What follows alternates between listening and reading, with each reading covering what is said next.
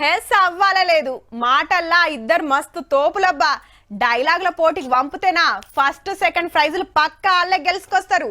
ఒకరు మైకుల ముంగట స్పీచ్లు దంచుట్ల ఆర్పారైతే ఇంకొకరు డైలాగ్లతో పాటు డాన్సులు సుత ఖతర్నాక్ చేస్తారు. సోషల్ మీడియాలో ఆ ఇద్దరు సుత ట్రెండింగే ఉంటారు. మళ్ళా మొన్నటిదాకా పవర్లుండి ప్రతిపక్షాలను అరుచుకొని ఫేమస్ అయినోళ్ళు ఇప్పుడు ప్రతిపక్షంలోకి వచ్చి కూడా గిట్ల ఫేమస్ అవుతున్నారు.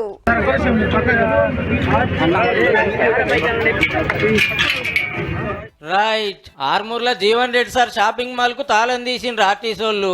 జాగా లీజుకు తీసుకొని కిరాయి కట్టకుంటే మొన్న సీజ్ చేసిండ్రు కదా.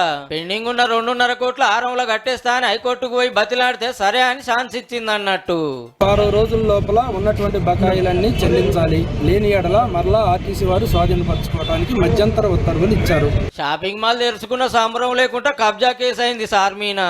చేవెళ్లలో గలకి 20 ఎకరాలు 20 గుంటల భూమి ఉంటే ఓ ఫంక్షన్ హాల్ కట్టుకున్నారు. దాని పక్కకే సారోళ్ళకు కూడా ఉన్నదట.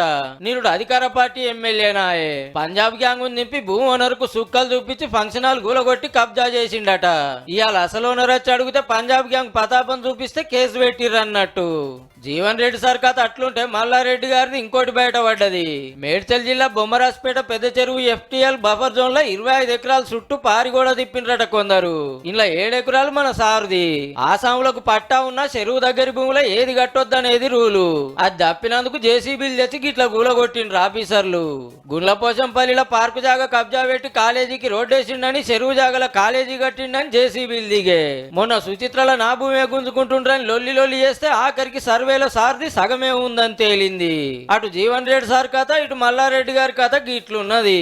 పవర్లు ఉన్నప్పుడు పంతనం చూపిస్తే అటెనక గిట్లనే అవుతుంది మళ్ళా.